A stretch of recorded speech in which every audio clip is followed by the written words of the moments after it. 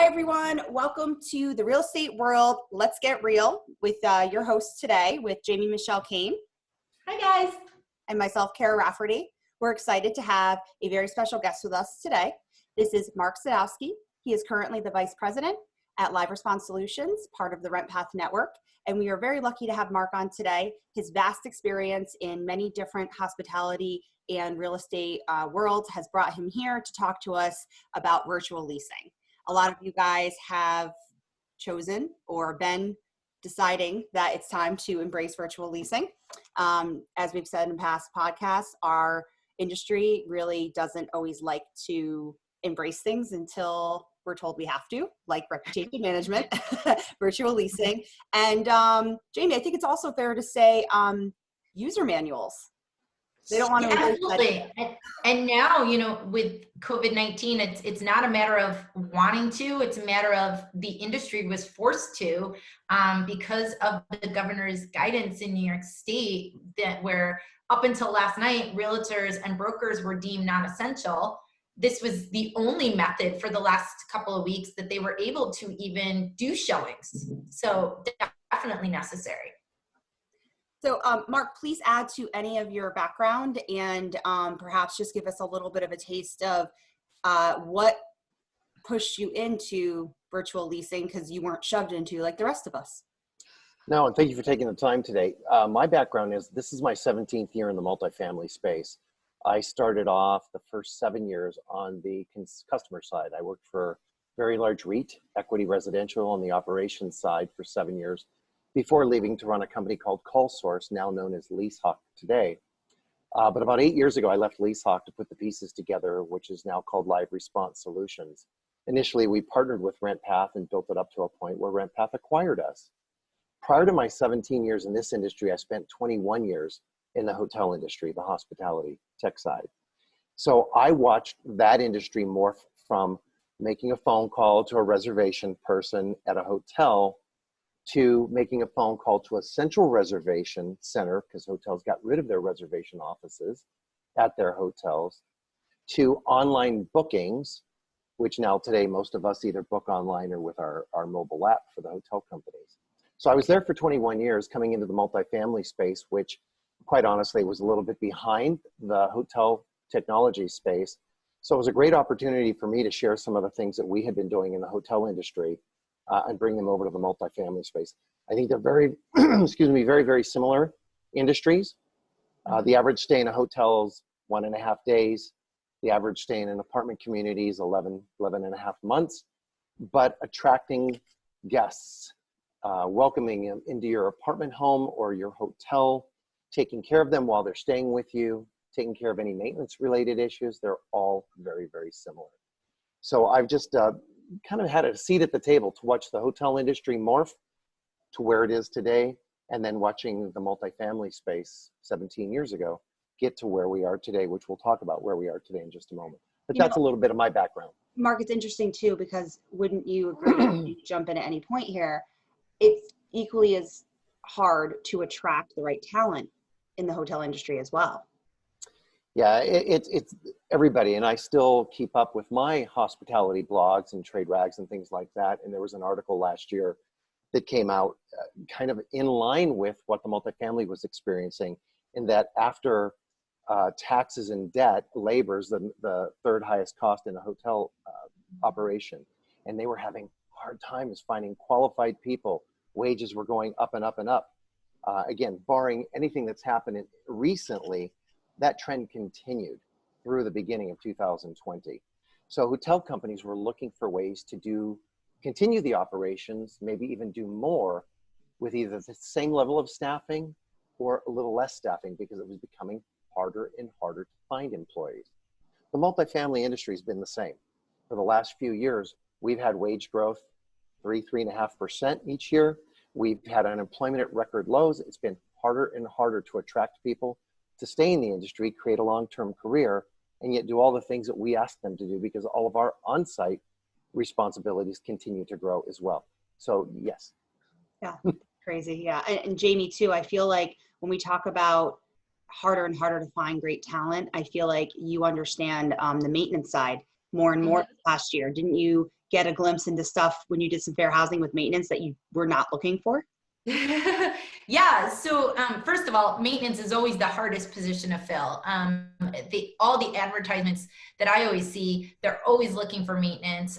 People are getting lured away because someone else is willing to pay $1 or $2 more because they're so coveted, and they compete in the multifamily world with construction crews. So it's really, it's really hard to keep people on. But yeah, so for fair housing purposes and April's Fair Housing Month, I always train maintenance, and I like to tell the owners and the C-level executives, please do not stand in on these training sessions, because I like to get real. And I've gotten real. I mean, the things I hear on a day-to-day, and we can get into that in a little bit more, but from what they walk into, what they're approached with, the conversations that take place when they're not sure whether or not they should be giving out personal cell phone information, it's a slippery slope that they quickly get taken advantage of. And you really need to focus and train with those people, because they are, preyed on and lured into scenarios that if they don't handle right will backfire for a property company. Mark, when you talk about the maintenance side, not necessarily the leasing side, 100%, what did you find when you were training and uncovering and creating your process that was the most surprising? Anything specific stand out about maintenance? What stands out to me, and Jaime said it, the maintenance position in the industry has become the coveted position over the last 3 to 4 years. There are companies that are outsourcing their maintenance services to other companies because they can't find and keep maintenance people. We have a very large client that I'm aware of that has partnered with the local junior colleges to create a program that teaches students how to become a maintenance worker. And if they complete their 2-year education, they'll be able to they are guaranteed a position within that management company. When you look at going forward, and I don't want to jump forward just yet, but that trend's just going to continue, that people are going to try to find more ways with outsourcing on their maintenance roles because it's just so hard. Go ahead, Jaime. Do you think, in light of COVID-19, do you think it's going to be harder to even get people to want to do this when we see maybe that they're on the front lines? They certainly don't have PPE equipment. None of the property managers are equipped for this. As a attorney, I'm telling them, okay, if you know somebody who has a positive COVID-19 in your property, go ahead and call a third party with the proper equipment. But they're coming back to me and they're saying they don't exist, or they're so busy that they can't get to emergencies. And yet it's still an emergency. A landlord has a duty under the statutory guidelines of New York State to go and fix before they get struck with the constructive eviction. So do you just think that, much like our healthcare industry, that's, people are going to be questioning whether or not they want to do this after this? Do you see that with maintenance? Again, my personal opinion is absolutely. So at Live Response Solutions, not to do any product plug, we take leasing calls from prospective renters and we take maintenance calls from residents. Most of our clients have asked us to implement the following questions when we're talking to a resident now. Do you currently have COVID-19? Does anyone in your home currently have it? Do you have a fever 100 degrees or more? Have you traveled outside the country in the last 30 days? Whatever the answers are, we attach that to the maintenance order, the work order now. You bet if a maintenance tech is going to get that work order and there's a yes to any one of those questions, there are going to be several maintenance technicians that are going to be hesitant to go to that apartment home and take care of that issue. And they have every right to be concerned. Yeah, absolutely. I'm glad to hear that, because on the legal side of things, and when we talk about policies from fair housing, that's something, those questions are now incorporated into my maintenance policy that I've made my clients go to say, you've got to ask these questions. You need to make sure your front line is protected, and then you can make a decision whether or not you have the proper ability to go into one of those units with how this virus is spreading. Yeah, agreed. I'm gonna add something unique that I had thought of yesterday, and honest to God, it played out this morning in a call with a very large management company. So as you think about, there's always a traumatic event. As trends are moving through our lives, whether it's personal or professional, there's typically a traumatic event that either stops dead cold what trend was occurring or expedites it. Absolutely. And in this particular case, virtual tours have been expedited like no one ever thought. Yeah. Virtual tours were a very popular topic at the NMHC conference last November. Now they're basically the only way that you can see a community. And I think I was telling this client this morning that I think that, don't be surprised to see 20, 30, 40% post the virus issue. So, 6 months from now, that 20, 30 to 40% of all your tours are going to be virtual because people are becoming accustomed to them now. And they'll go, well, this was kind of easy to do. Why weren't we doing this before? So the thing that I thought of yesterday that played out this morning is, I wonder how many owners or management companies are going to rethink their facilities at their apartment community. So on this call that I had this morning, speaking to a fairly large sized management company, they had said they've got a couple of communities under construction, that the owner of one of them said, do we really need a clubhouse? Should we be rethinking a clubhouse? It could save me $100,000. And in the future, will people really want to gather in groups of 10, 20, 30, 50 people in an event? So while I still think that the clubhouses will be here, but it was interesting that I just thought of this yesterday, and sure enough, it played out on a call this morning. But you know what, Mark?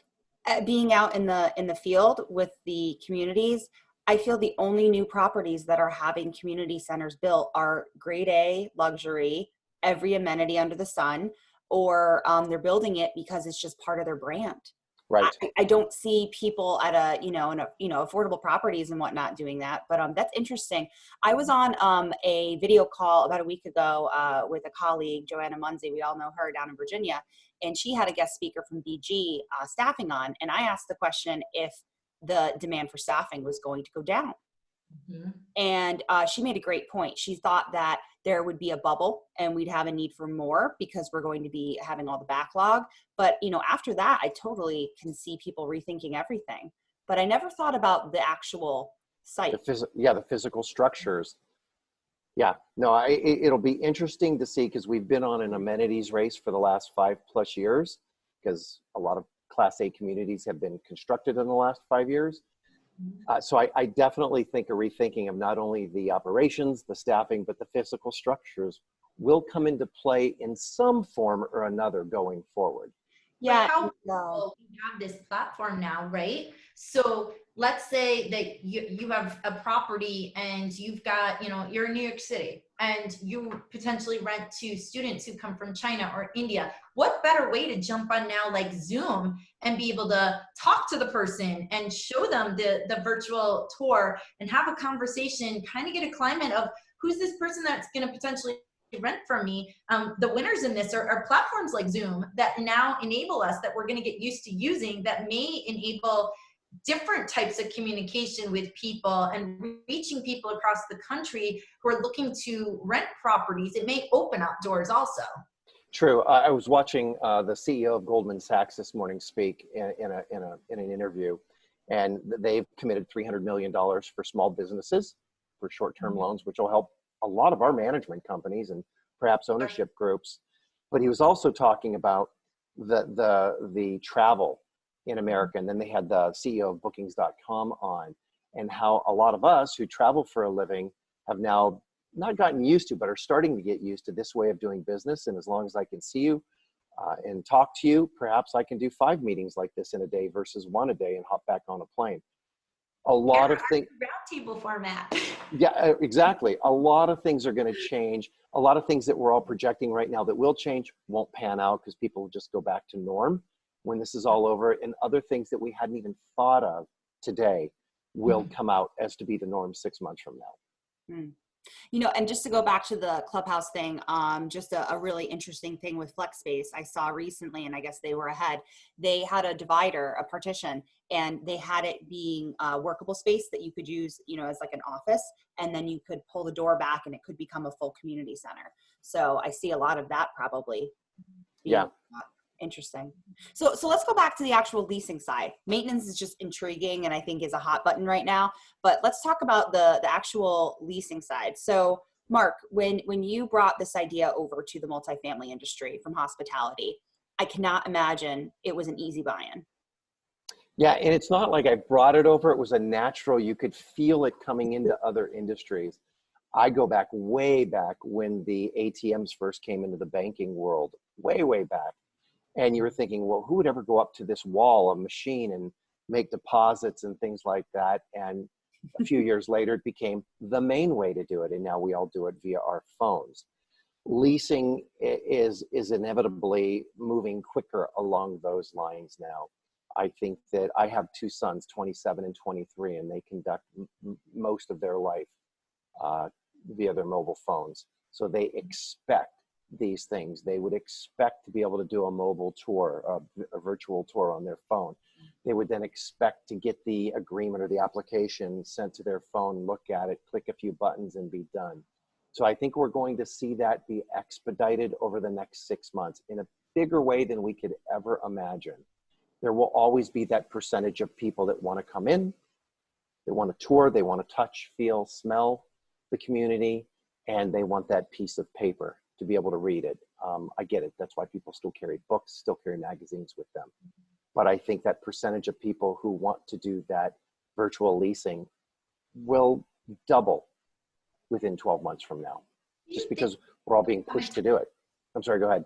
Do you think there'll come a time too when that becomes easier for people with disabilities to be able to get the same type of services? Obviously from American with Disability and a fair housing standpoint, when you're doing these virtual tours, for someone like myself, I'm always concerned, do people with disabilities have the same advantages of touring facilities like this? And making sure that, you have screen readers, or you're able to give them an opportunity to feel, or obviously not feel, but like to be able to utilize the same types of technology to give them an idea of what it is that they'd be renting in the same capacity that you would be doing for somebody who'd be able to visualize it or hear it.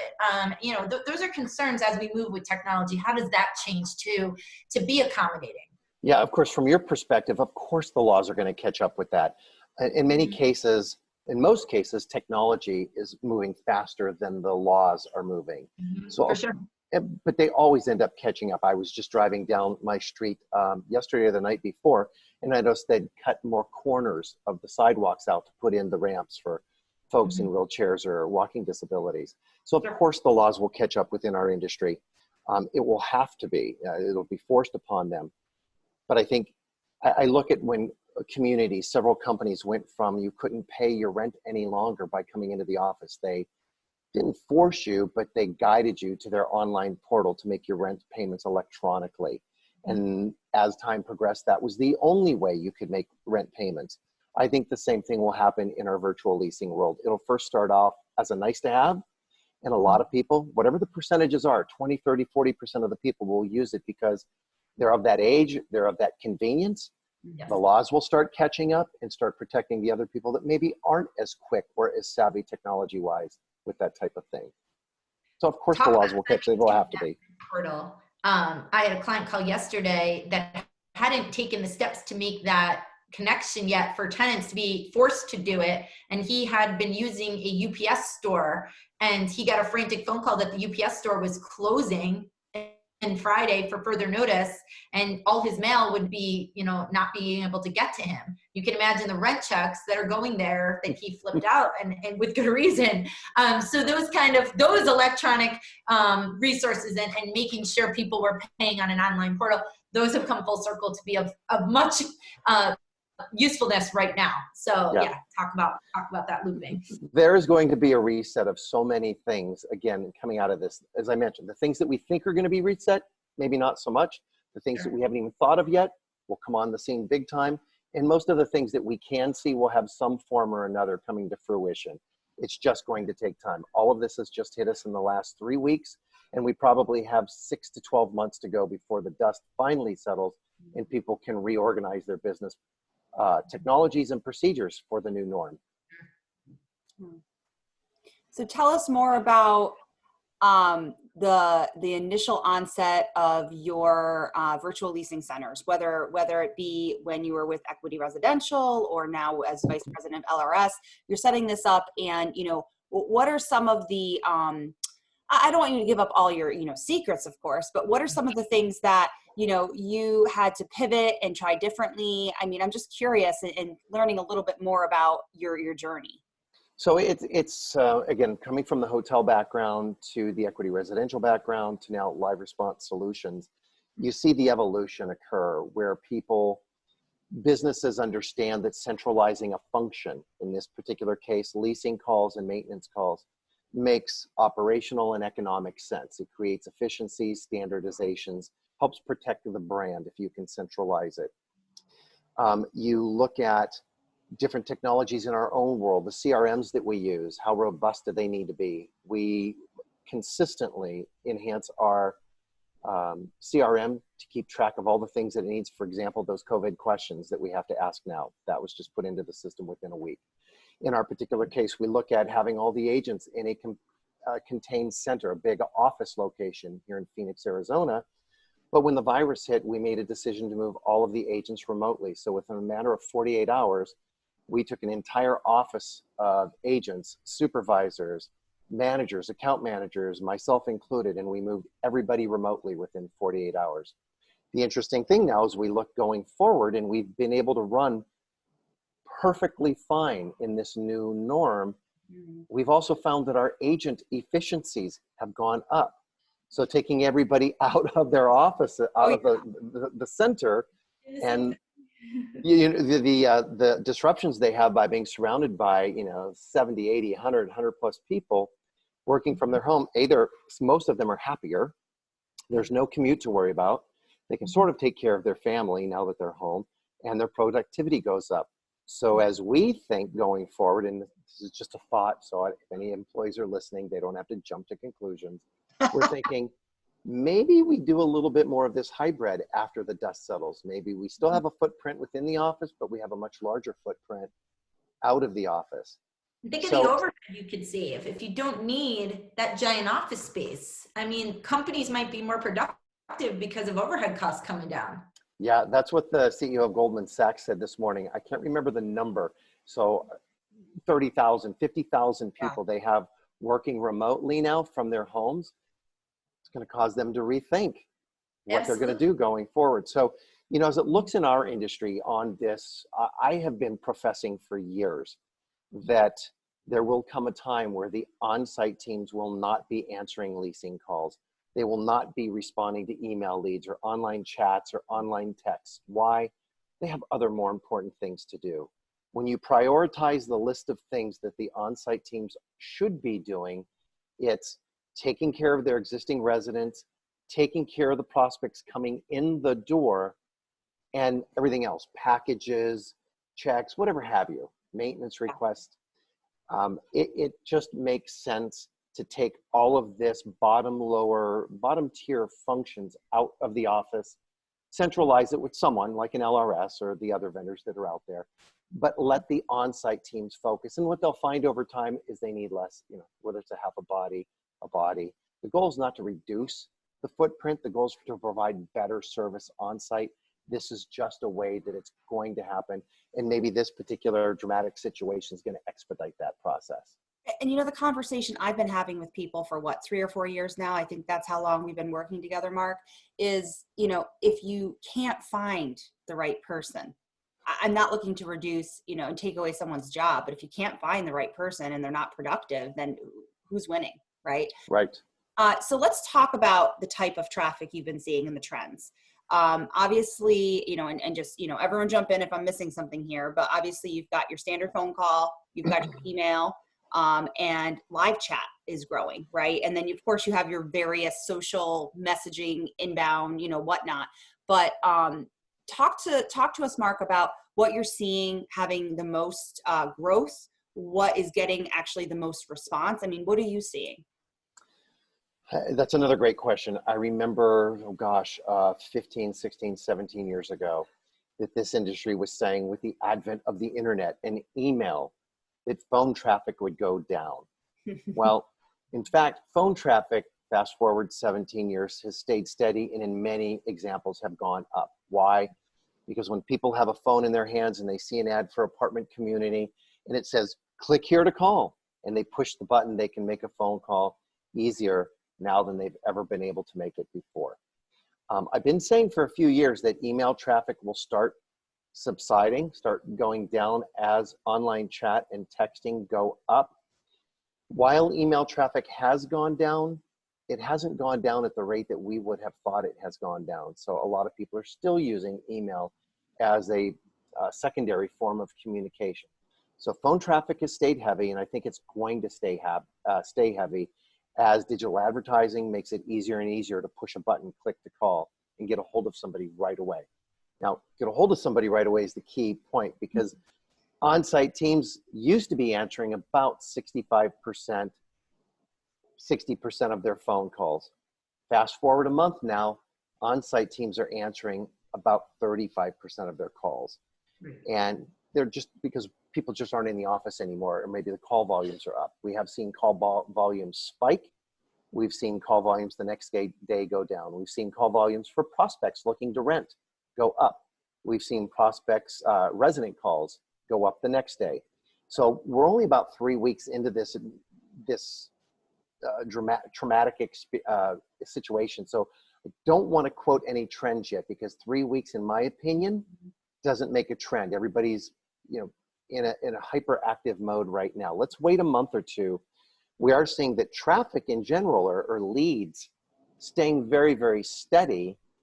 However, this time of year, leads start going up 20%.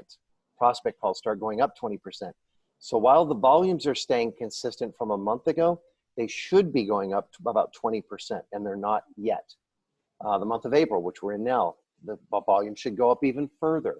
So it'll be interesting to see the lead volumes, the resident calls, the prospect calls over the next few weeks before we can say a trend has developed.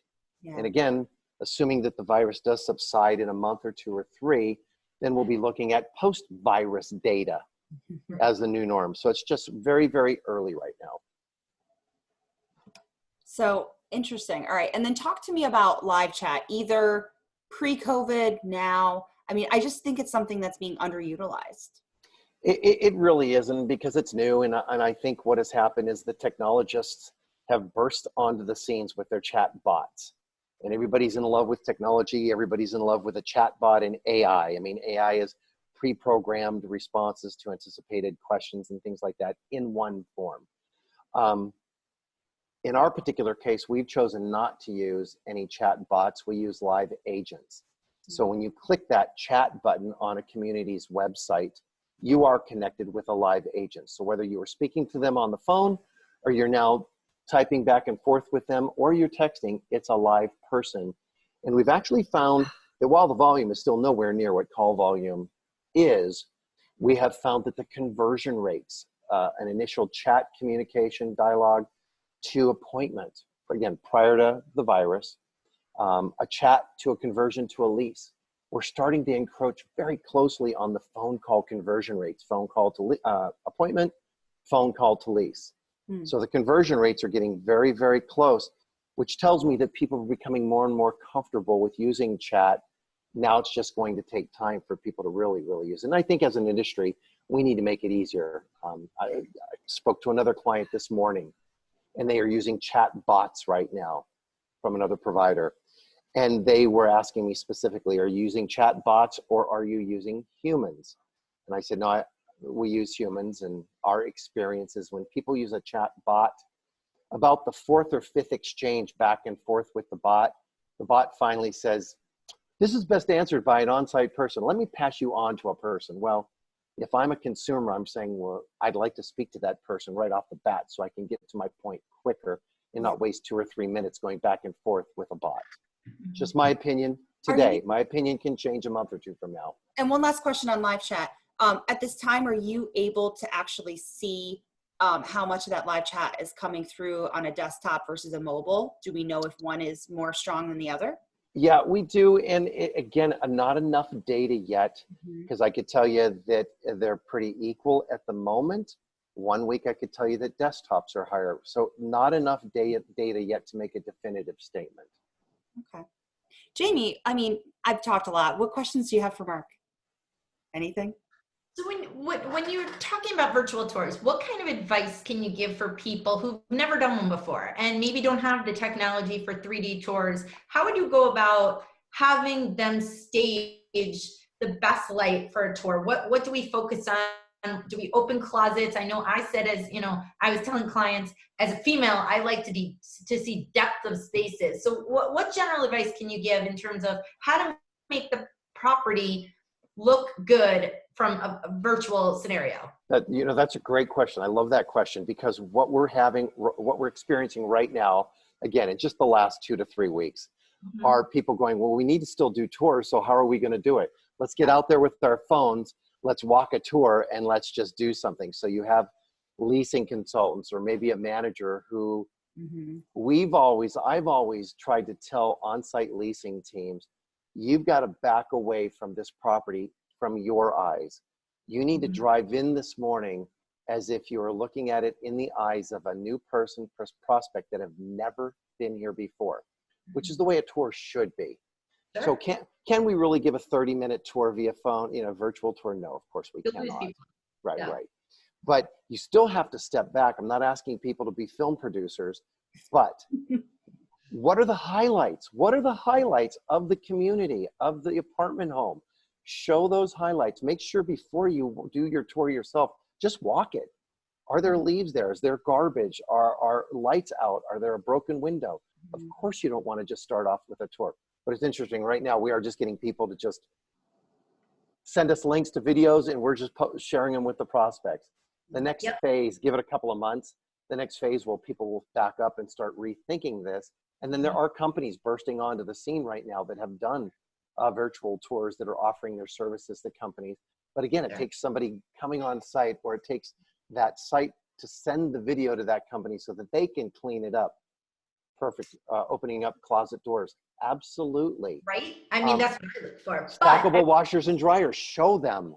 Yes, space. I want to see the space itself as if I want to live in it. But what's interesting is the method, right? So Kara and I, when we do these roundtables and we go city to city touring and circulating messages on topics, one of the things that continuously comes up is, where does case law lie on some of this stuff? And so for a lawyer, my responsibility is, you got to do these tours. And normally when we're talking about tours, we're talking about walking the entire property.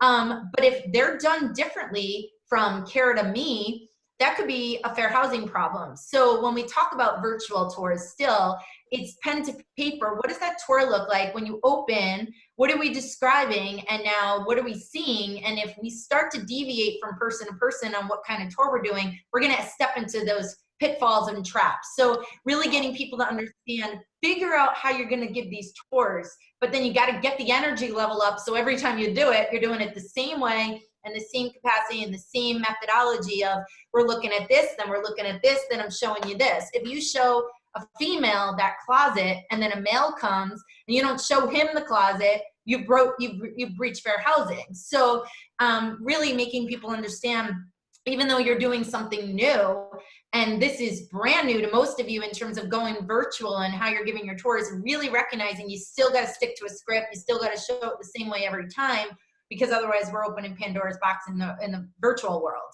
Wow, again, you're so spot on. When, again, being on the operator side for those 7 years, we actually did have, we called it the 7 sides of sales, what was expected of a leasing consultant.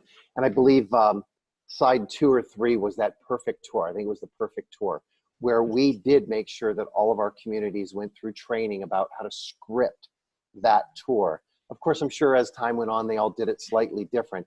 But now that we're doing it via video, and now that it's captured, people will have that link to show attorneys such as yourself. Oh my gosh, it's important, more important now than ever, to script this out perfectly. Don't deviate from it. If people want to see something different, then they need to come on site.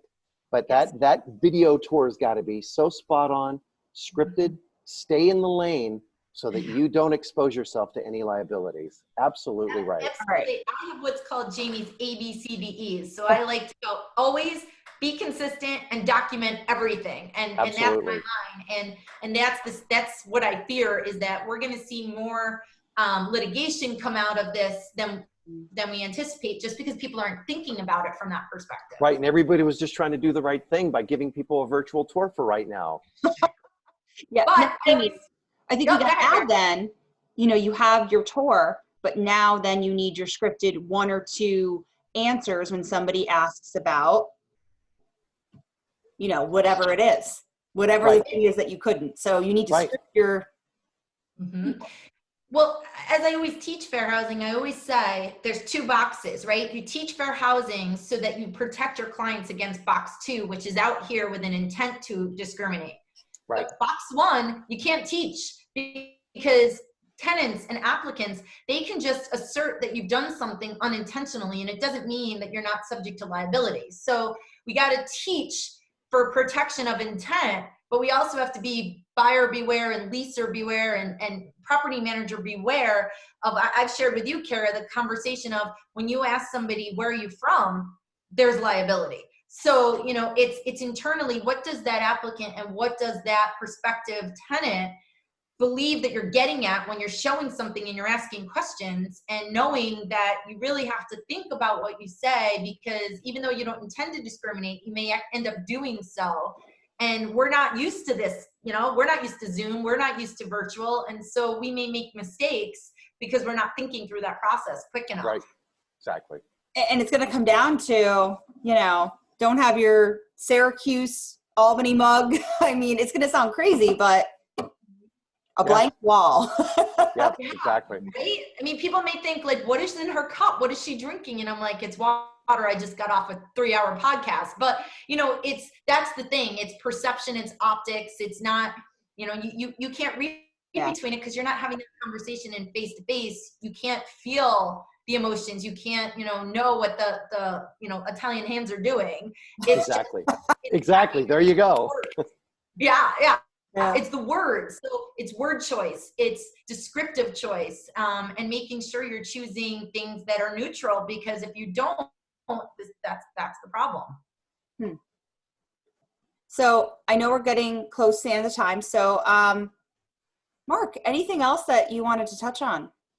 You know, it's crazy times. I like to, if you follow the headlines every day, you can drive yourself crazy. The media, in my opinion, sensationalizes data.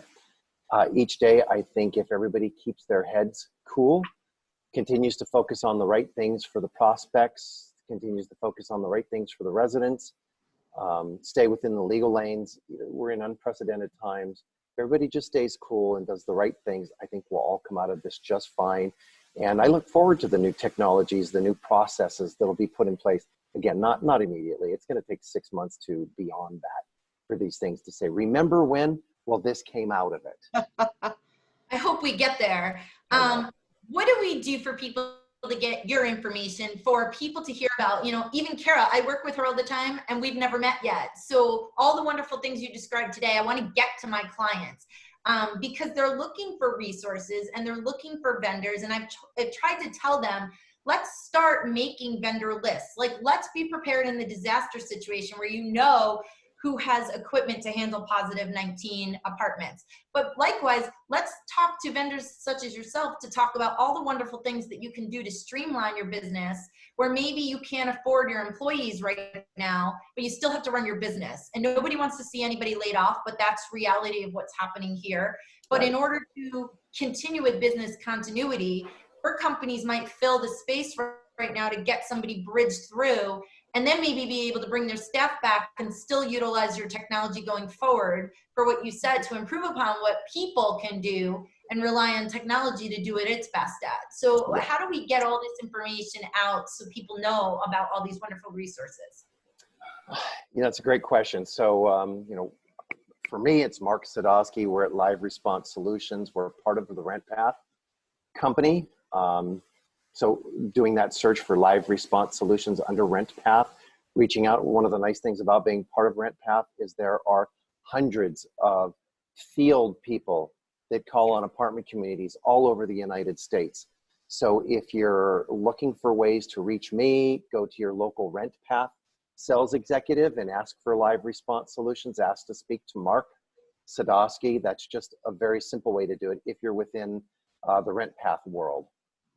And Mark, I can drop your contact information in the YouTube channel, your email, and your spelling of your name. And in addition, Jaime, I think one really cool thing that RentPath did is they waived any setup fees right now. So if somebody does want to use this temporarily, there's a lot of cool things they did. So Mark supports missed calls, all calls, maintenance calls, live chat. I love it because people are struggling to like I said, secret shops. Secret shops, very important. Yeah. real calls, secret shops. So awesome. Very cool. This has been super helpful for me to be able to take back to my clients, and certainly, our coalition members, we're reaching, well over a couple thousand every time we send information out. And so this is a great portal because now they get to sit here and they watch 3 of us do this. And, I know, because I've learned something, that they're going to be sitting here watching and saying, hey, I just learned something, or, I just thought about, scripting my visual tours that I'm doing, going virtual this way. So, you've been very helpful to my clients, which I appreciate. No, you've been awesome. Your questions are spot on. I love that you're in the lane. You get it. So this has been great. Thank you, Kara, for Kara and I live, breathe, and eat real estate, I feel like, especially multifamily.